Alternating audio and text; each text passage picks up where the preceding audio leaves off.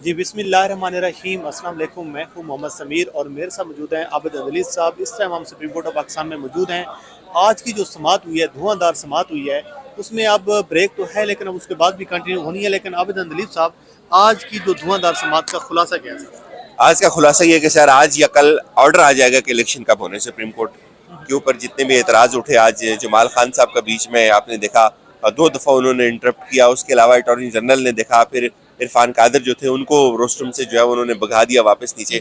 ये सारी चीज़ें अगर आप मिला के देखते हैं तो मैं इस नतीजे पे पहुंचा हूँ कि चीफ जस्टिस इलेक्शन को डिले करने के मूड में बिल्कुल भी नहीं है, और वो इन तमाम साजिशों से, तमाम ब्लैकमेलिंग को देख रहे हैं और इससे वो बिल्कुल खाइफ नहीं है और वो इलेक्शन करवाने जा रहे हैं। That's it. और जितना आज इन्होंने किया, अटॉर्नी जनरल आए, उन्होंने इन्फ्लुएंस करने की कोशिश की और एक कंफ्यूजन क्रिएट हो गई कोर्ट रूम के अंदर के जमाल खान साहब ने कल एक चीज की वजाहत दी कि भाई ये हमारा इंटरनल मामला है, और कल इसके साथ ही उन्होंने इस चीज को इस तरह से कंटिन्यू किया कि भाई ये हमारा इंटरनल मामला है। इलेक्शन कमीशन को वो पूछ रहे हैं कि इलेक्शन कमीशन ने किस कानून के तहत तारीख आगे उसमें तोसी की, किस कानून के तहत तारीख बढ़ाई। आज जमाल खान साहब ये कह रहे हैं कि भाई इलेक्शन कमीशन हमें ये बताया कि ये 4-3 का फैसला था और उसने ये तारीख दी कैसे? ये कोई अजीबो गरीब सिचुएशन थी कोर्ट रूम के अंदर। 4 दिन का फैसला था तो फिर आप कैसे वो करते रहे? मैं नहीं, देखिए ना, ये एक इतना कोई अजीबो गरीब वाकया हुआ। मतलब मेरी कोर्ट रूम लाइफ में तो मैंने इस तरह की सिचुएशन कभी भी नहीं देखी कि कल जमाल खान साहब ये कह रहे हैं कि भाई हमारा जो 4-3 का या 3-2 का इख्तिलाफ है वो हमारा जाती इख्तिलाफ है, उसको आप छोड़ दें, उसको आप छोड़ दें। वकला को कह रहे हैं उनको आप छोड़ दें। आप ये बात करें कि ये तारीख इलेक्शन कमीशन ने आगे कैसे बढ़ा दी। कल जमाल खान साहब ये बात कर रहे हैं। आज जमाल खान साहब ये कह रहे हैं कि भाई आप हमें ये बताएं, वो फैसला 4-3 का था और इलेक्शन कमीशन ने ये तारीख दी कैसे?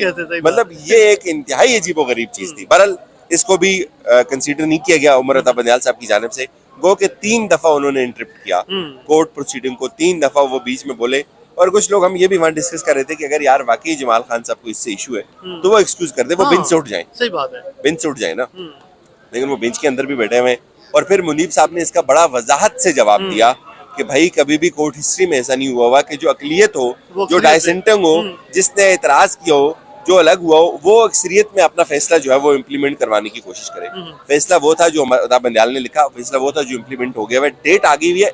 अब जो छोटी मोटी कुछ बातें, जैसे इन्होंने आज इलेक्शन कमीशन ने कहा जी दहशतगर्दी हो रही है, उन्होंने कहा जी बहुत सारी जगहों के ऊपर बहुत ज्यादा इश्यूज हैं, कच्चे का ऑपरेशन है। भाई हमने तो जब पैदा हुए यार हम कच्चे का डाकू देख रहे हैं। हमारा इलाका है, वहाँ पे अलकायदा आ गई। मैं ये सोच रहा था यार, जिस हिसाब से इलेक्शन कमीशन ने जो नक्शा खींचा ना, अगले कोई 20-30 साल इलेक्शन तो नहीं हो रहे कम से कम इस मुल्क में। और यकीन माने मुझे ये भी हो रहा था यार, हम कितने ही नाजुक मुल्क में रह रहे हैं। ये खुद कहते हैं छोटू खत्म हो गया, अब वो कहते हैं कि जनाब नहीं, आपने सुना नहीं ना, कभी कह रहे हैं अलकायदा आ रही है, कभी कह रहे हैं टीटीपी ने मुआहदा खत्म कर दिया है, कभी कह रहे हैं कि फलां जगह से इतनी सीक्रेट रिपोर्ट आई, हम यहाँ उसके डिस्कस भी नहीं कर सकते। हालात बड़े गंभीर है भाई, सब टैक्टिसेस है। हर बंदा इलेक्शन को डिले करने की कोशिश कर रहा है। इस वक्त जो अगर खड़े हैं तो ये 3 मर्द मजाहिद खड़े हैं, जिनमें अता बंदयाल है, मुनीब अख्तर और एजाजुल हसन है, और ये फैसला देंगे चाहे कुछ भी हो जाए। आज बहुत ज्यादा हुआ तो कल ये फैसला आ जाएगा कि इलेक्शन में ताखीर नहीं हो सकती। इस चीज के ऊपर सबका इत्तेफाक है कि 90 रोज से ऊपर नहीं जा सकते। उन्होंने ये वजाहत कर दी कि हमने आइन के साथ चल रहे हैं। ये बताएं, जब पहली मरतबा जो बार बार बात होती रही कि जो हमने 1 मार्च को जो ऑर्डर दिया था, अब अगर अदालत जो है वो ऑर्डर पास कर देती है कि इलेक्शन करवाएं, आप समझ रहे हैं कि अदालत इस मरतबा सारी चीजों को भी देखेगी कि इसकी इम्प्लीमेंटेशन कैसे होनी है?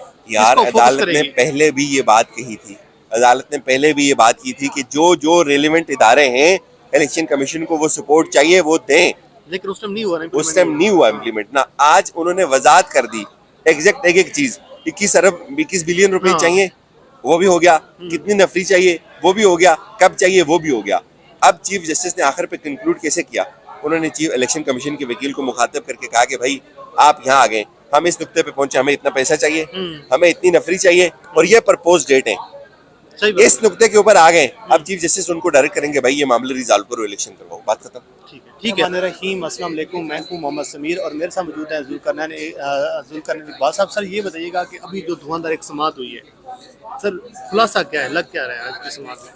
देखिए, जमाल मुल्क साहब ने शुरू में आज समाअत की इब्तिदा में कहा कि कल मैं शायद अपनी बात को पूरी तरीके से कन्वे नहीं कर पाया, जिसकी वजह से एक भूचाल सा मचा हुआ है मीडिया के ऊपर।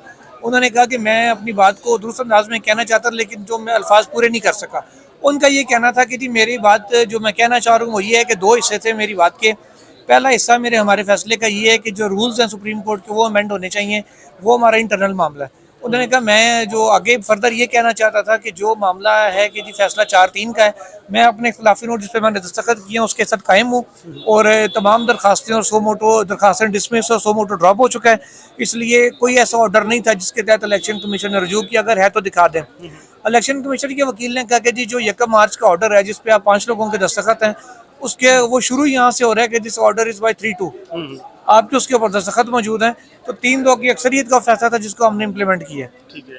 फिर अभी बाद में एंड में भी उन्होंने कहा कि मैं भी वही कहूंगा जो 4-3 का कोर्ट ऑर्डर था वो कहाँ है, वो जारी क्यों नहीं चीफ जस्टिस ने किया। इस बार चीफ जस्टिस ऑफ पाकिस्तान ने उन्हें मुखातिब करते हुए कहा कि जो बातें हमारे चैम्बर्स की थी उसको खुले हम ना किया जाए, उनको चैम्बर तक ही रहने दिया जाए, तो अभी हम केस की प्रोसीडिंग आगे बढ़ाते हैं। इलेक्शन कमीशन ने फिर कहा कि हमारे हिसाब से ये 3-2 का ऑर्डर था जिसके ऊपर हमने इम्प्लीमेंटेशन की है। और एक और बात जो इलेक्शन कमीशन के वकील ने पूरी अपनी तफसीलात जब दे रहे थे, अपना हुक्मनामा पढ़ के सुनाया, जो इजलास हुए मीटिंग मिनट्स पढ़ के सुनाए, तो जस्टिस मुनीब अख्तर ने उनसे कहा कि आपको हुक्मनामा पढ़ के ये लगता है कि आपको फंड्स की कमी का सामना और सिक्योरिटी के कार नहीं मिल रहे, अगर आपको ये मामला मिल जाए हुकूमत से तो क्या आप इलेक्शन करा देंगे? बड़ा इंपॉर्टेंट होता था। उन्होंने कहा जी बिल्कुल हमारी आईनी जिम्मेदारी है, उसे डेविएट नहीं करेंगे, मामला फराहम कर दीजिए, हम इलेक्शन करा देंगे। तो अब इस नुक्ते के ऊपर कोर्ट इलेक्शन कमीशन को ले आई है। अब सिर्फ ये देखना है कि जो कोई चंद कानूनी रुकात रहते हैं, चीफ जस्टिस ऑफ पाकिस्तान ने कहा कि जी जस्टिस मुनीब अख्तर ने भी इस बात को बाद में रिपीट किया कि दहशतगर्दी तो 1990 से हो रही है, इस दौरान इलेक्शन होते रहे हैं। सेक्रेटरियन जब था उस हाँ टाइम जी। उसमें भी दावना होती रही है। उन्होंने साथ ये भी कहा कि कितने ही मामला क्यों ना हो, अदालत ने सब हालात को देखते हैं, साथ ही साथ जो आइन है अदालत ने उसको भी मद्देनजर रखना है। उधर चीफ जस्टिस ने कहा कि 90 की रिहाई में तो 3 मरतबा असेंबली टूटी थी क्योंकि 58(2)B का इख्तियार इस्तेमाल होता था, तो इसलिए बार बार इलेक्शन होते रहे। जब सेक्टेरियन जो फिरका वाराना फसादात है वो भी अपने रूज पे थे, दहशतगर्दी भी रूज पे थी। इसी तरीके से उन्होंने कहा कि जी वो अदालत ने इसके साथ आइन को भी देखना है। अब इलेक्शन कमीशन के वकील को इंस्ट्रक्शंस लेने का कहा गया कि मजीद आप हिदायत लें और अदालत को इस हवाले से आगाह करें। अभी उसके बाद KP के और पंजाब के एडवोकेट जनरल जो हैं उनको भी अदालत सुनेगी, एंड में अटॉर्नी जनरल को सुना जाएगा। इंक्लूड हो जाएगा इस वक्त तक मुश्किल है, ठीक है। अभी जो हालात है मुश्किल है क्योंकि सियासी जमातों के वकला हैं कि वो भी अपना मौक़िफ़ देना चाह रहे हैं, उनकी भी अदालत को सुनना। उनको ट्रीट किया जाएगा जो अपना आज एक नई सियासी जमातें सारी अपने वो कह रही हैं कि हमें भी फरीक बनाया जाए, हालांकि कल इस हवाले से चीफ जस्टिस कह चुके हैं कि हम इसको ज्यादा लिंगर ऑन नहीं करेंगे। दो जुमले सबके सुने जा सकते हैं, कोई इतना ज्यादा टाइम उनसे नहीं लिया जाएगा। उनकी बेसिकली सदा फुल कोर्ट की सुबह फारूक नाइक साहब ने सदा की भी, और जमाल मंदोखेल साहब ने कहा जी फुल कोर्ट पे बार-बार क्यों क्या शोर शराबा कमरा नंबर 1 अदालत में हुआ है थोड़ा सा, ये फारूक नाइक की जो अपना था उसके हवाले से फारूक नाइक साहब ने कहा कि जी फुल कोर्ट बनाई जाए क्योंकि ये 4-3 वाला मामला जो है ना ये पेचीदा होता जा रहा है। तो इस पर फिर जमाल मंदोखेल साहब ने कहा जी आप फुल कोर्ट पे क्यों बस देते हैं, वो जो 7 नंबर बेंच है वो सुन ले तो आपको क्या मसला है, आप हर बार फुल कोर्ट क्यों करते रहते हैं। इस पर फिर उन्होंने कहा कि हम अपनी जो हवाले से दलाइल हैं वो आगे चल के देंगे। चीफ जस्टिस ने कहा कि जी आपने कोई दरखास्त इस हवाले से नहीं दी, अगर आपको 4-3 वाला मामला है उसके लिए अलग से पटिशन करें, उसको फिर हम अलग से देखेंगे, अलग से उस मामले तो को अच्छा ये बताएं आखिर पे ये बताइएगा कि ये अब ये इनके मामला जो है अक्टूबर तक तो नहीं जा रहा, ये जो 8 अक्टूबर की डेट को चीफ जस्टिस ने कहा कि ये मैजिकल फिगर कहाँ से आया। तो इलेक्शन कमीशन ने कहा जी ये हमारी टेंटेटिव असेसमेंट थी कि हमें उन्होंने 6 महीने मांगे थे कि जी दहशतगर्दी के खिलाफ ऑपरेशन जो है वो तकरीबन 6 महीने में हालात बेहतर हो जाएंगे, तब हम इलेक्शन कराने की पोजीशन में होंगे, तो हमने टेंटेटिव असेसमेंट के ऊपर किया। तो चीफ जस्टिस ने कहा टेंटेटिव असेसमेंट का मतलब है कि ये आगे भी जा सकता है, तो हमें तो पक्की बात करें आप कि टेंटेटिव असेसमेंट के ऊपर हम तो नहीं चल सकते। और चीफ जस्टिस ने बड़ी अहम बात ये भी की कि जिस जो रिपोर्ट्स हैं उसके मुताबिक 50% एरिया में मसला 50% में नहीं है, तो जिस जिले में मसला है वहाँ को छोड़ दें। कच्चे के इलाके में उन्होंने कहा जी पंजाब में ऑपरेशन हो रहा है, उसके चक्कर में आपने पूरा पक्का इलाका छोड़ दिया, पूरे पंजाब को आपने इलेक्शन मुलतवी करा दी है सिर्फ एक कच्चे की वजह से, तो जहाँ मसला था वहाँ छोड़ देते। अब इलेक्शन कमीशन के वकील अब आके थोड़ी सी अपनी जो मजीद मामला अदालत की वो करेंगे, जिसके बाद फिर मैटर आगे प्रोसीड होगा। Sir thank you so much sir.